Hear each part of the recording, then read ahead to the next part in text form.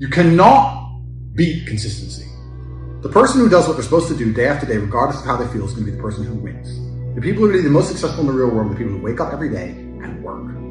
If you're the person who wakes up, does work, is fantastic at it, and then takes 3 days off, you're going to lose. They say that hard work beats talent when talent doesn't work hard, and it's completely true. You have to be consistent. You have to decide. Are you the kind of person who wants to make a lot of money in this life and live a life of freedom? Or are you the kind of person who wants to look back when he's 30 on his 20s or 40 on his 30s and look at that decade and go, what did I do with that decade? Well, I didn't get rich. I didn't travel the world and live like they do in Tate Confidential. What did I do? Well, I had a day off here, a day off there, a bunch of nothing days that amalgamate into this decade of nothingness, and you're just wasting your time. If you want to win, you need to be consistent. You don't need to be the smartest, not at all, but you have to be the guy who's there day after day. And I will guarantee you right now, IQ has nothing to do with how successful you'll be as an individual. What is going to determine how successful you're going to be is, are you there every single day? Are you doing what you're supposed to do day after day? I can also apply this to sales. I knew guys who were terrible. Back in my day on sales, you used to have to call companies. I was smooth, I was the best. We had some other guys who were smooth. They'd land a deal, go buy a nice car, whatever, take a few days off, take it easy.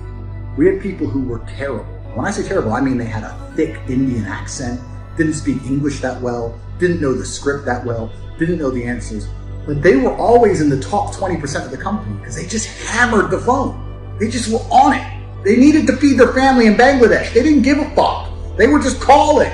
That's it. Day after day. When you're on lunch break, he's on the phone. You can win with hard work alone. That's what's amazing about the universe when I say that. God will give you anything you truly want.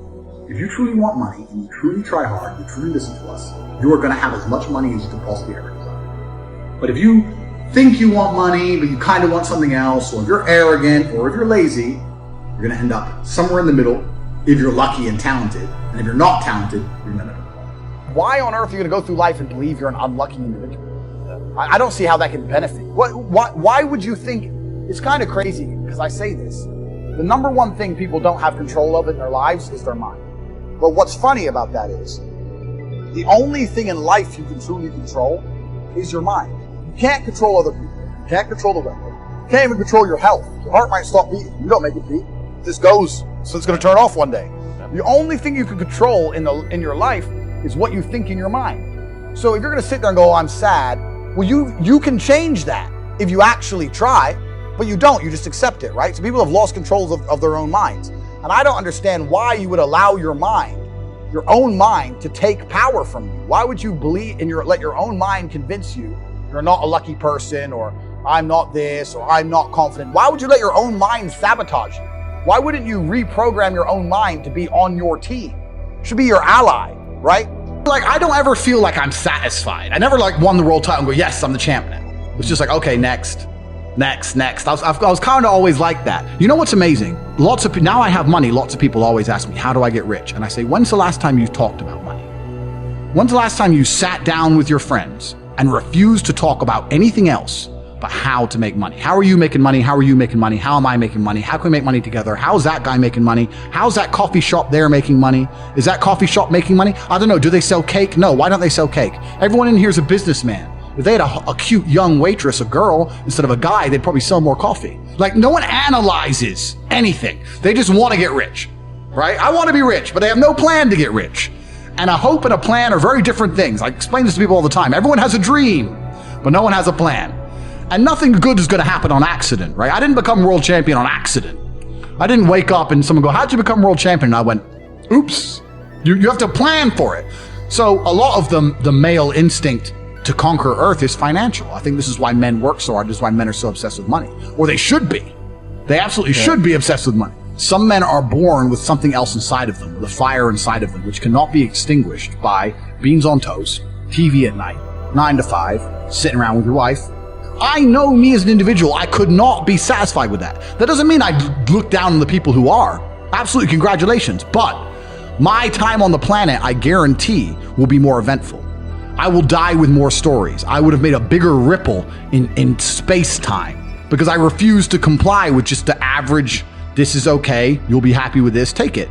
There's always been that class of person. Even since the dawn of time, there's been the normal guy, and then there's been the dude who insists on conquering the world. There's been Napoleon who says, no, fuck you. I'm taking this and this and this. It depends what you're born with, right? I think a man should have absolutely no interest in whether he's actually happy or not. If I wake up and I'm unhappy, I will do the exact same things as if I am happy. I will go to the gym the same. I will work the same. How I feel has no impact on how I live my life. I don't think happiness as an index is a healthy view for a man to have on life success. Women are different. Women just want to be happy, right? Women just want to smile. They don't care how. They don't care if they deserve it or not. As long as they get to smile, women are happy. That's women. But I think for a man, if you're waking up and going, oh, am I happy? Am I not? You're looking at life wrong. I think of a man, if you put happiness if you move it down the scale, right? And you start looking at, am I successful? Am I competent? You know, am I achieving things? Am I respected? If you start to look at these indicators of your life, you're going to end up being happier without actually analyzing if you're happy or not. So for me, I understood very, very well that $500,000 a month is good, but $1 million a month is better. And I also very, very much understood that as soon as you stop pushing forward, as soon as you go stagnant, you're dying, right? As soon as you stay in one place, you're slowly on the way down. Right? If your podcast, if your channel now were to stagnate in views, you'd be worried. That's effectively dying. It has to grow at all times. So every business has to work. So for me, I was under enormous pressure. I didn't think, oh, I have plenty of money now. It was the complete opposite. I wanted to work harder, more hours. I found the tap.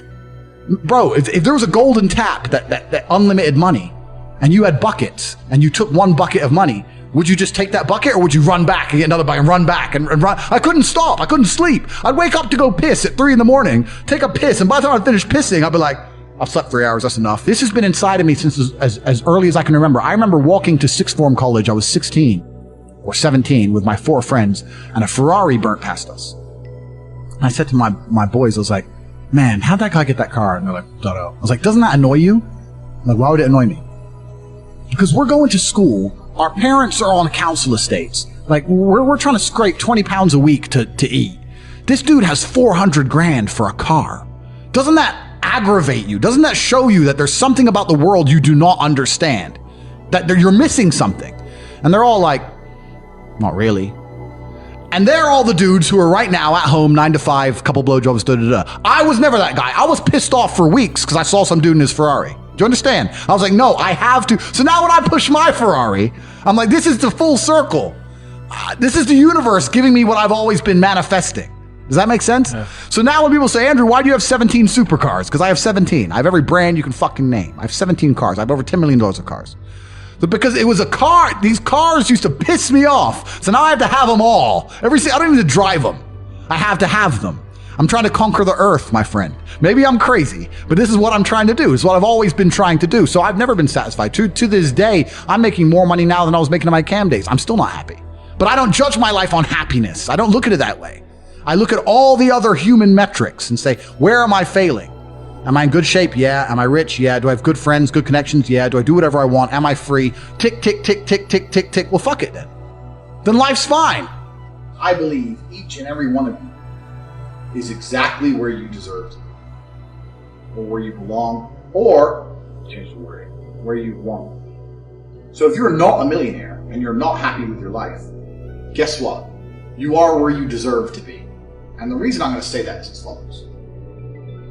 I had a bad luck this, or I tried this, or I can't pull off that, blah, blah, blah, blah. It's impossible to exist somewhere where you're not comfortable. If I were to say, lay on these red hot stones, and you tried to do it, you'd get up and move because it hurts, it's not comfortable. You have to get out of that position. Yet, if you look at your lives, your life is in a shit position, but you don't move, you don't do anything about it. So if it was really, truly uncomfortable to you, like those red hot stones were, you'd change something. But the fact you refuse to change something shows that you're pretty comfortable where you are. Now, of course, you can talk a good talk. All you motherfuckers will sit there and go, oh, but I know my life's not in order. I want to be rich and I want to be in shape and I want and I'm gonna. And then you don't do anything. Which shows that you know how to talk the talk, but you can't walk the walk. When I was broke, I couldn't sleep.